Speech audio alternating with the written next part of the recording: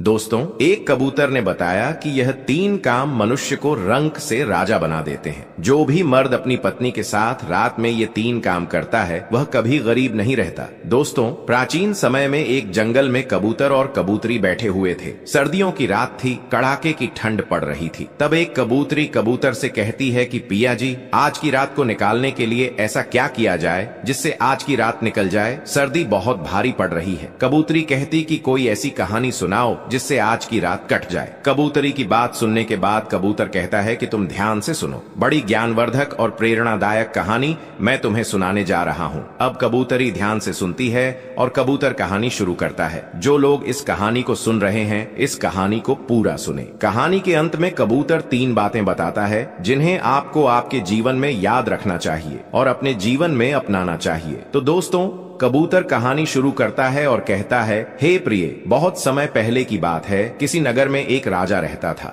एक रोज वह राजा अपने दरबार में बैठा हुआ था। तभी उसके दरबार में एक भिखारी आया। उस भिखारी की बड़ी दयनीय स्थिति थी। जर्जर शरीर, तन पर फटे पुराने मैले कुचैले कपड़े और लाचार बेबस निगाहें। राजा ने जब उस भिखारी को देखा तो उस पर बड़ी दया आई। राजा ने तुरंत अपने खजांची को बुलाया और उसे आदेश दिया कि इस भिखारी को उचित भिक्षा देकर विदा करो। दोस्तों, भिखारी तो भिक्षा लेकर राजा को धन्यवाद देकर वहां से चला गया, लेकिन राजा के सामने एक प्रश्न छोड़ गया। उस राजा के मन में यह विचार आया कि मैंने ऐसे कौन से शुभ कर्म किए थे जिनके कारण मुझे यह राजपाट मिला है, और इस भिखारी ने ऐसा कौन सा कार्य किया था जिसके कारण उसे जिल्लत भरी जिंदगी नसीब हुई है। दोस्तों, राजा के मन में यह विचार आते ही अगले दिन राजा ने अपने नगर के सभी विद्वानों की एक सभा बुलाई। जब सभी विद्वान लोग सभा में उपस्थित हो गए तो राजा ने सभी के सामने अपने मन की जिज्ञासा रखी। उस राजा ने विद्वान जनों से कहा कि हे विद्वान पुरुषों, मैंने आप लोगों को यहाँ बुलाकर इसीलिए कष्ट दिया है ताकि मैं अपनी एक समस्या का निवारण आप लोगों से करा सकूं। मेरे मन को एक विचार बहुत ही विचलित कर रहा है। राजा के यह वचन सुनकर सभा में बैठे हुए विद्वानों में से एक विद्वान ने खड़े होकर पूछा कि महाराज, ऐसी क्या उलझन है जो आपको विचलित कर रही है? ऐसा कौन सा विचार है जो आपको परेशान कर रहा है? कृपया आप उसे हमें बताएं। राजा बोला,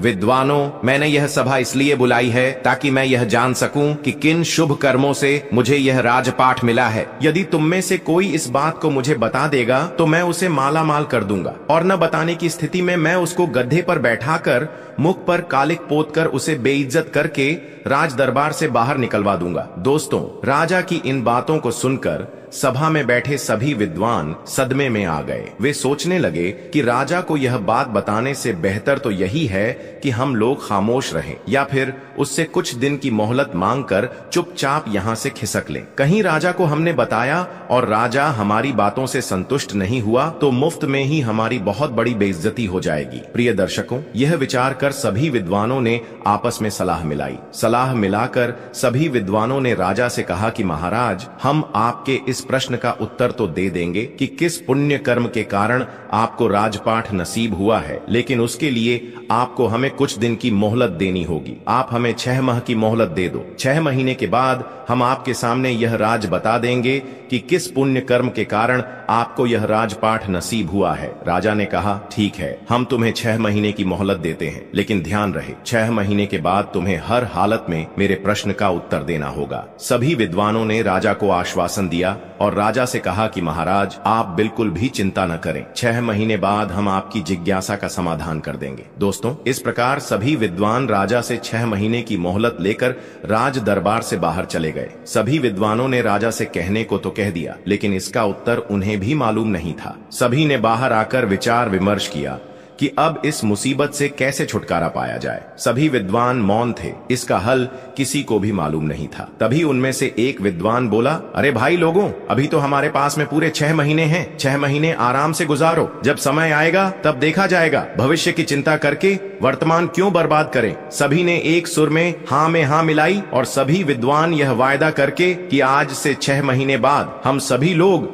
नगर के बाहर तालाब पर इकट्ठे होंगे और जिसे भी उत्तर पता चल जाएगा वह एक दूसरे को बता देगा। इस तरह दोस्तों, सभी लोग एक दूसरे से वादा करके एक दूसरे से विदा लेकर अपने अपने घर को चले गए और अपने घर के कार्यों में व्यस्त हो गए। दिन गुजरे, महीने गुजरे और गुजरते गुजरते वह समय भी आ पहुंचा जिसके अगले दिन राजा को उसके सवाल का उत्तर देना था। वादे के अनुसार एक बार फिर से सभी विद्वान नगर के बाहर बने हुए तालाब पर इकट्ठे हुए। सभी ने एक दूसरे से पूछा, क्या किसी को उत्तर पता चला? तो सभी का एक ही जवाब था कि हम तो इस प्रश्न का कोई जवाब नहीं ढूंढ पाए। जब सबको यह पता चला कि राजा के प्रश्न का उत्तर किसी के पास नहीं है, तो यह जानकर सभी चिंतित हो गए और सोचने लगे कि अब क्या किया जाए। प्रिय दर्शकों, जब सभी विद्वान चिंता में डूबे हुए थे, तभी न जाने कहां से एक वृद्ध ब्राह्मण सन्यासी वहां पहुंचा। जब उसने सभी विद्वानों को चिंता में डूबा देखा, तो उसने विद्वानों से पूछा, क्या बात है भाई, आप सभी लोग चिंता में कैसे बैठे हो? साधु महाराज के पूछने पर विद्वानों ने सारा घटनाक्रम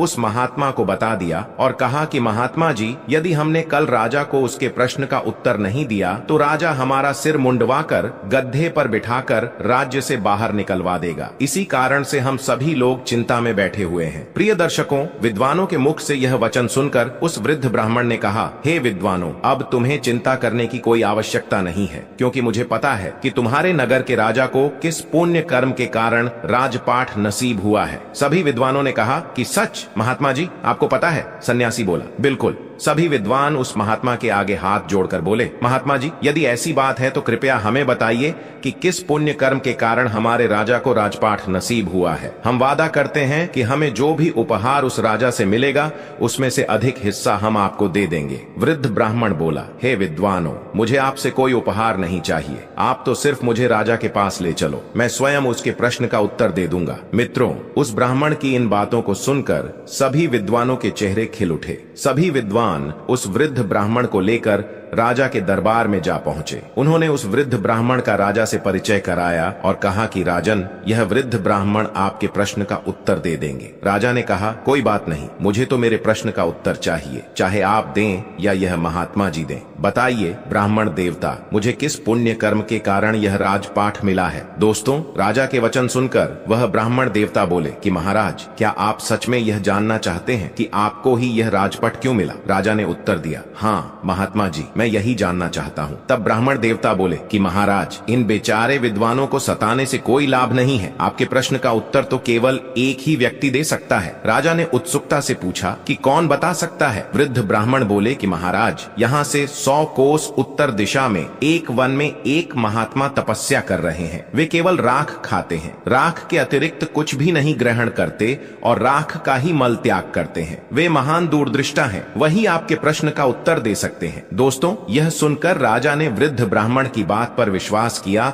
और अपना राज्य अपने मंत्रियों को सौंपकर उस महात्मा की खोज में चल दिए, जो राख खाते थे और राख का ही मल त्याग करते थे। कई दिनों के सफर के बाद राजा अंततः उस वन में पहुंचे जहां वह महात्मा तपस्या कर रहे थे। राजा ने हाथ जोड़कर महात्मा जी की एक परिक्रमा की और महात्मा जी के सामने हाथ जोड़कर खड़े हो गए। 2 घंटे बाद महात्मा की समाधि टूटी। जब उन्होंने राजा को अपने सामने हाथ जोड़े खड़ा पाया, तो महात्मा ने पूछा कि भाई, तुम कौन हो? देखने में तो तुम राजा जैसे लगते हो, फिर तुम इस निर्जन वन में क्या कर रहे हो? प्रिय दर्शकों, राजा ने महात्मा को अपना परिचय दिया और वहां आने का कारण बताया। इस पर महात्मा ने कहा कि राजन, मैं अब भी तुम्हारे प्रश्न का उत्तर देने में असमर्थ हूँ, लेकिन यहाँ से 50 कोस दूर उत्तर दिशा में एक अन्य महात्मा तपस्या कर रहे हैं। वे आग खाकर जीवित रहते हैं, तुम उनके पास चले जाओ, वे तुम्हारे प्रश्न का उत्तर अवश्य देंगे। महात्मा की इन बातों को सुनकर राजा कुछ पल के लिए निराश अवश्य हुआ, किंतु फिर नए उत्साह के साथ महात्मा द्वारा बताए गए मार्ग पर उस साधु की तलाश में आगे बढ़ चला। शीघ्र ही उसने उस साधु को खोज लिया जो अग्नि में तपस्या कर रहे थे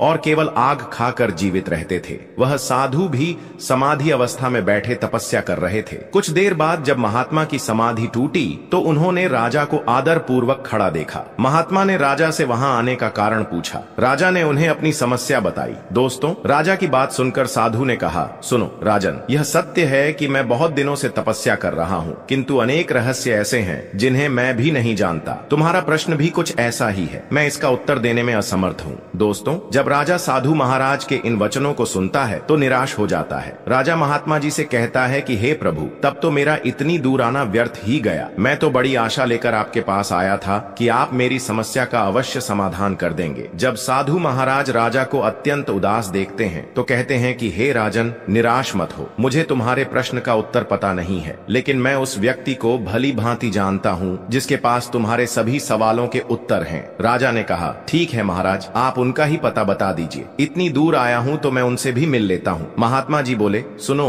राजन, यहाँ से 50 मील आगे नीलगढ़ नाम का एक शहर है। उस शहर में रामू नाम का एक प्रतिष्ठित वैश्य रहता है। उसकी पत्नी इस समय गर्भवती है और अब से 2 दिन बाद उसके घर एक पुत्र का जन्म होगा। फिर महात्मा ने आगे कहा, वैश्य के घर में पुत्र तो जन्म लेगा, लेकिन कुछ ही घंटे जीवित रहने के बाद उसकी मृत्यु हो जाएगी। जब उसकी मृत्यु हो जाएगी तो वैश्य उसे श्मशान की मिट्टी में दफना देगा। जब वह अपने पुत्र को दफना कर लौट जाए तब तुम उस मृत बच्चे की देह को जमीन से बाहर निकाल लेना और उसी मृत बच्चे के सामने अपना प्रश्न रखना। तुम्हें तुम्हारे प्रश्न का उत्तर मिल जाएगा। राजा ने साधु का धन्यवाद किया और साधु से विदा लेकर राजा आगे को बढ़ गया। चलते चलते राजा साधु की बताए हुए शहर नीलगढ़ में पहुंच गया और वैश्य का घर तलाश करके उसके घर के समीप ही एक चबूतरे पर बैठ गया। कुछ ही देर में वैश्य अपने घर से बाहर निकला। अजनबी व्यक्ति को बाहर बैठा हुआ देखकर उस वैश्य ने राजा से पूछा, मित्र कौन हो तुम और यहाँ बैठे किसकी प्रतीक्षा कर रहे हो? तब राजा बोला, मुझे प्रतीक्षा है तुम्हारे घर में आने वाले उस नन्हे से मेहमान की जो शीघ्र ही तुम्हारी पत्नी के गर्भ से जन्म लेने वाला है। वैश्य अजनबी के मुख से जब इन बातों को सुनता है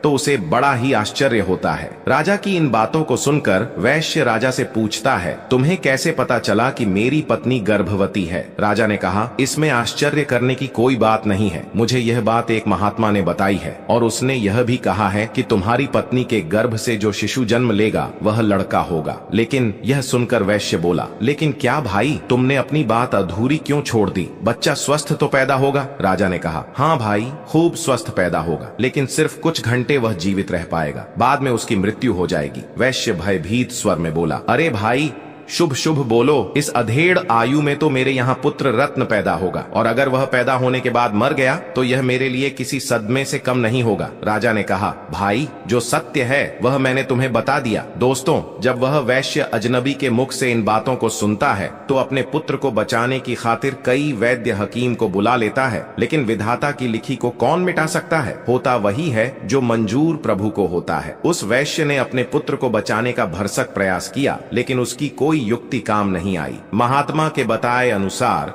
वैश्य की पत्नी के गर्भ से एक पुत्र ने जन्म लिया। खूब खुशियां मनाई गईं, लेकिन 4 घंटे बाद ही बच्चे की सांस उखड़ने लगी। सभी वैद्य हकीम ने बच्चे को बचाने के लिए खूब जतन किए, लेकिन उनका कोई प्रयास सफल नहीं हुआ और वह बच्चा 4 घंटे की आयु जीकर शांत हो गया, यानी उसकी मृत्यु हो गई। जिस घर में कुछ देर पहले तक खुशी की शहनाई बज रही थी, खुशी का माहौल था, बच्चे के प्राण त्यागने से एकदम से मातम सा छा गया। वैश्य के घर में हाहाकार मच गया। वैश्य ने छाती पर पत्थर रखकर अपना कर्तव्य पूरा किया। उसने अपने बच्चे के शव को कपड़े में लपेटा और स्मशान के लिए चल दिया। शमशान पहुंचकर वैश्य ने एक गड्ढा खोदा और उस गड्ढे में अपने कलेजे के टुकड़े को दफन कर दिया। मिट्टी डालने के बाद जब वह वैश्य नम आंखों से अपने घर को लौटने लगता है, वैसे ही ताक में बैठा हुआ राजा उस स्थान पर पहुंचता है, क्योंकि उस महात्मा ने कहा था कि जैसे ही वहां से अपने घर को लौटे तो तुम्हें वह बच्चा जमीन से बाहर निकाल लेना है। यदि तुमने थोड़ा भी विलंब किया तो फिर तुम्हारे प्रश्न का उत्तर नहीं मिल पाएगा। इसलिए राजा वैश्य के जाते ही उस स्थान पर आता है और गड्ढे की मिट्टी हटाकर बच्चे को बाहर निकाल लेता है। दोस्तों, जैसे ही वह राजा बच्चे को कपड़े से अलग करता है तो उसके आश्चर्य की सीमा नहीं रहती है। होता यह है कि वह मरा हुआ बच्चा फिर से जीवित हो जाता है और राजा से कहता है, क्या हुआ भाई, तुमने मेरी चिर निद्रा में क्यों विघ्न पैदा किया है? बच्चे की इन बातों को सुनकर राजा अपना प्रश्न उस बच्चे को बताता है और कहता है, मैं अपने प्रश्न के उत्तर के लिए तुम्हारे पास में आया हूँ। एक तुम हो जो मेरी शंका का समाधान कर सकते हो। राजा ने जब उसको अपनी समस्या बताई तो वह बालक बोला, भाई सुनो, जिस कारण से या जिस कर्म से तुम्हें यह राजपट नसीब हुआ है वह एक लंबी कहानी है। यदि तुम यह जानना ही चाहते हो तो मैं वह कहानी तुम्हें संक्षेप में सुनाता हूँ। भाई, इस जन्म में तुम राजा हो। इस जन्म से पहले यानी पूर्व जन्म में तुम मेरे मामा भाई थे। राजा आश्चर्य से बोला, मैं तुम्हारा भाई था? तो बालक बोला, हाँ, पूर्व जन्म में हम 4 भाई थे। तब हम एक आश्रम में रहकर विद्या अध्ययन किया करते थे। पहले के समय में एक विद्यार्थी का जीवन एक सन्यासी की तरह होता था। ब्रह्मचर्य का पालन करना, भिक्षा मांगकर भोजन करना और भी कई नियम थे जो एक विद्यार्थी को पालन करने होते थे। उन्हीं नियमों का पालन करते हुए हम 4 भाई एक साथ एक आश्रम में विद्या अध्ययन कर रहे थे। हम 4 भाई आश्रम के नजदीक नगर में भिक्षा मांगने जाया करते थे और जो कुछ भी भिक्षा हम 4 भाइयों को प्राप्त होती थी उसे हम 4 भाई मिलजुल कर बांट कर खा लिया करते थे। इस तरह से हम 4 भाई आश्रम में रहकर विद्या अध्ययन कर रहे थे और यह क्रम कई वर्षों तक ऐसे ही चलता रहा। किंतु एक दिन हम लोगों से एक बहुत बड़ी गलती हो गई। राजा ने उत्सुकतावश पूछा, गलती क्या थी? बालक बोला, राजन, बीच में मत बोलो, बस तुम मेरी बातों को सुनते रहो, क्योंकि मेरे पास बहुत ही कम समय बचा हुआ है। यदि वह निकल गया तो तुम्हारा उत्तर भी अधूरा रह जाएगा। राजा बालक की जब इन बातों को सुनता है तो एकदम से चुप हो जाता है। बच्चा आगे कहानी बताते हुए कहता है, हे राजन, एक दिन रोज की तरह हम 4 भाई भिक्षा मांगने के लिए निकले। कई घरों पर जाकर हमने भिक्षा के लिए आवाज लगाई, लेकिन किसी भी दरवाजे से हमें अन्न का एक दाना नसीब नहीं हुआ। उस दिन हम 4 भाई खाली हाथ ही आश्रम लौट आए, क्योंकि हम 4 भाइयों में से किसी को भी भिक्षा नहीं मिली थी। इस कारण हमने वह रात खाली पेट ही गुजारी। दूसरे दिन भी हम 4 भाइयों के साथ कुछ ऐसा ही हुआ। उस दिन भी हमें अन्न का एक दाना नहीं मिला और तीसरा दिन भी हम लोगों ने भूखे रहकर ही गुजारा। किसी भी गृहस्थ ने हमें भिक्षा नहीं दी, उल्टा हमें यह कहकर दुत्कार दिया, इतने हटकट्टे होकर भी भिक्षा मांगते हो, तुम्हें भिक्षा मांगते हुए शर्म नहीं आती? उस गृहस्थ के अपमान भरे शब्द सुनकर हम तीनों भाइयों के सिर शर्म से नीचे झुक गए। लज्जा के मारे हम तीनों भाई उस दिन से भिक्षा मांगने भी नहीं गए। लेकिन तुझे यह बात स्वीकार नहीं थी। तुमने कहा कि एक ब्रह्मचारी को लज्जा कैसी? लज्जा को त्यागने के लिए ही तो आश्रम में गुरुजी हमें भिक्षा लाने के लिए कहते हैं, ताकि आगे चलकर ब्रह्मचारी निराकार भाव से परमार्थ के कार्य कर सके। उसके मन से ऊंच नीच, जात पात, छोटे बड़े का भेद समाप्त हो जाए और वह सभी को एक दृष्टि से देखे। उसके लिए ना कोई छोटा हो और ना कोई बड़ा हो, सभी मानव एक समान हैं। यह भावना उसके अंदर पैदा हो जाए। इसीलिए एक साधु को भिक्षा मांगना बहुत जरूरी होता है, तभी उसके अंदर से भेदभाव की भावना समाप्त होती है। इसीलिए उस दिन तुम अकेले ही भिक्षा मांगने निकल गए। जब तुम भिक्षा मांगकर वापस लौटे तो तुम्हारी झोली में इतना आटा था जिससे 4 रोटियां तैयार हो सकती थीं। हम तीनों भाई ने मिलकर तुम्हारे द्वारा लाए हुए आटे से 4 रोटियां बनाई और 4 रोटियों को आपस में बांटकर खाने की तैयारी करने लगे। क्योंकि हम 4 भाई 3 दिनों के भूखे थे, इसीलिए हम जल्दी से जल्दी अपनी भूख मिटाना चाहते थे। जब हम 4 भाई रोटी खाने ही वाले थे, तभी एक वृद्ध ब्राह्मण भोजन की तलाश में हमारे पास में पहुंचा। जब उसने हमारे हाथ में भोजन की थाली देखी तो उस वृद्ध ब्राह्मण ने हम 4 भाइयों से अपने अपने भोजन में से थोड़ा थोड़ा भोजन देने की प्रार्थना की। क्योंकि हम 4 भाइयों का भूख के मारे पहले ही बहुत बुरा हाल था, उस पर वह वृद्ध ब्राह्मण भोजन मांग रहा था। यह सुनकर हमारे बड़े भाई ने उस वृद्ध ब्राह्मण से कहा, अरे ब्राह्मण देवता, तुम कहां से आ टपके? हम लोग तो पहले से ही 3 दिनों से भूखे हैं। मुश्किल से आज एक रोटी नसीब हुई है और तुम कहते हो कि उसमें से हम तुम्हें दे दें। यदि हमने तुम्हें अपनी रोटी दे दी तो हम क्या राख खाएंगे? और यह कहकर हमारे बड़े भाई ने अपनी रोटी खा ली और वह वृद्ध ब्राह्मण देखता ही रह गया। इसके बाद उस वृद्ध ब्राह्मण ने हमारे दूसरे भाई से अपने भोजन में से उसे थोड़ा भोजन देने का आग्रह किया। हमारे दूसरे भाई ने उस वृद्ध ब्राह्मण से कहा, महाराज, यदि मैंने तुम्हें अपना भोजन दे दिया तो मैं क्या चूल्हे की आग खाऊंगा? और यह कहकर उसने भी अपनी रोटी खा ली। जब हमारे दोनों भाइयों से उसे निराशा हाथ लगी तो वह वृद्ध ब्राह्मण मेरे पास में आया। मैंने भी अपने दोनों भाइयों की तरह उसे उल्टा सा जवाब दे दिया, हे ब्राह्मण देवता, यदि हमने अपने भोजन में से तुम्हें भोजन दे दिया तो मैं मरूंगा या जीऊंगा। और यह कहकर मैंने भी अपनी रोटी खा ली। जब हम तीनों भाइयों से उस वृद्ध ब्राह्मण को निराशा हाथ लगी तो आखिर में वह वृद्ध ब्राह्मण तुम्हारे पास में पहुंचा और इस उम्मीद में तुम्हारी तरफ से निहारने लगा कि शायद तुम अपने भोजन में से कुछ भोजन उसकी सेवा में अर्पित कर दो। हे राजन, जब वह ब्राह्मण तुम्हारे पास में पहुंचा तो तुमने बिना किसी हिचकिचाहट के अपने हिस्से वाली रोटी उस वृद्ध ब्राह्मण को दे दी। साथ ही यह कहते हुए क्षमा भी मांगी, हे ब्राह्मण देवता, आज तो मेरे पास में एक ही रोटी है। आप इस एक रोटी को खाकर अपनी भूख मिटाएं। आप फिर किसी दिन हमारे यहाँ पर आते हैं तो जरूर मैं आपका संपूर्ण रूप से अतिथि सत्कार करूंगा। सो हे राजन, तब से हम सब भाई अपने अपने पूर्व जन्म में किए कर्मों का फल भोग रहे हैं। यह कहकर बालक ने कुछ क्षण के लिए फिर आगे बोला, हे राजन, जिस वृद्ध ब्राह्मण ने तुम्हें पहले साधु के पास जाकर उससे अपने प्रश्न का उत्तर खोजने के लिए कहा था, दरअसल मैं वही ब्राह्मण हूँ जो हमारे पूर्व जन्म में भोजन मांगने के लिए हमारे पास में आया था। और वह पहला साधु जो सिर्फ राख खाता है और राख का ही मल त्याग है, उस काल का हमारा बड़ा भाई है। उसने ब्राह्मण से यह कहा था कि तुम्हें रोटी दे दूंगा तो मैं क्या राख खाऊंगा। अतः ब्राह्मण के हिसाब से ही वे राख खाकर ही जीवित हैं। पहला साधु ने तुम्हें दूसरे साधु के पास में जाने का परामर्श दिया। वह दूसरा साधु दरअसल हमारा दूसरा भाई है जो सिर्फ आग खाकर ही जीवित रहता है। उसने ब्राह्मण के रोटी मांगने पर यह कहा था कि हे ब्राह्मण देवता, यदि मैं तुझे रोटी दे दूंगा तो क्या मैं चूल्हे की आग खाऊंगा। सो उस ब्राह्मण का श्राप उस पर भी फलित हो रहा है। आगे वह बच्चा उस राजा से बोला, हे राजन, अब आप मेरे विषय में भी सुन लो। मैंने ब्राह्मण को रोटी ना देकर यह कहा था कि यदि मैं तुम्हें रोटी दे दूंगा तो मेरा क्या होगा, मैं जीऊंगा या मरूंगा। बस तभी से मैं जीता और मरता आ रहा हूँ। मैं नित्य किसी न किसी के यहाँ जन्म लेता हूँ और कुछ घंटे, कुछ दिवस अथवा कुछ महीने जीवित रहकर वापस मर जाता हूँ, और तब से यह घटनाक्रम नियमित रूप से चल रहा है। दोस्तों, इतना कहकर बालक ने जब राजा को उसके विषय में बताना शुरू किया तो उसने राजा को बताया कि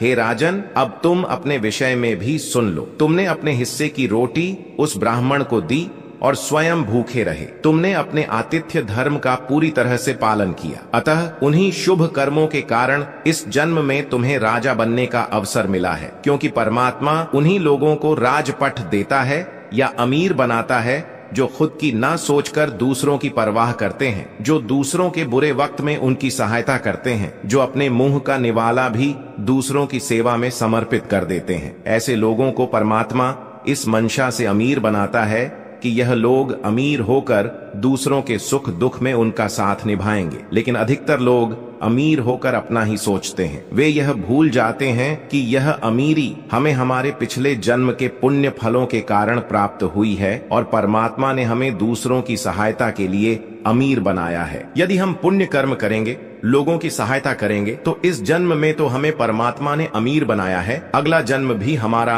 अमीरी में ही बीतेगा। इसलिए राजन, तुम्हारे लिए अच्छा यही होगा कि तुम अपनी प्रजा, गरीब, असहाय लोगों और जरूरतमंद लोगों की भरपूर मदद करो, परोपकार के कार्य करो, ताकि तुम्हारा आगामी जीवन भी सुखमय बन सके। दोस्तों, इतना कहकर बालक एकदम से चुप हो गया। उसकी आंखें बंद हो गईं, उसकी गर्दन एक ओर लुढ़क गई। राजा समझ गया कि यह बच्चा सिर्फ इतनी देर के लिए ही जीवित था। अतः राजा ने बड़ी सावधानी के साथ उस बालक को कपड़े में लपेटा और बड़े ही सम्मान के साथ उस बच्चे को जमीन में दबा दिया। और जमीन में दबा देने के बाद राजा अपने नगर को लौट गया, क्योंकि अब राजा को भी यह पता चल चुका था कि उसे इस कारण से यह राजपट नसीब हुआ है। तो दोस्तों, आशा है इस कहानी से आपको भी पता चल गया होगा कि किस कर्म के कारण मनुष्य राजा बन जाता है और किस कर्म के कारण मनुष्य को जिल्लत भरा जीवन भुगतना पड़ता है। यदि आप भी अपना कल अच्छा चाहते हैं तो कृपया गरीब, असहाय लोगों की मदद करें, जरूरतमंद लोगों की सहायता करें,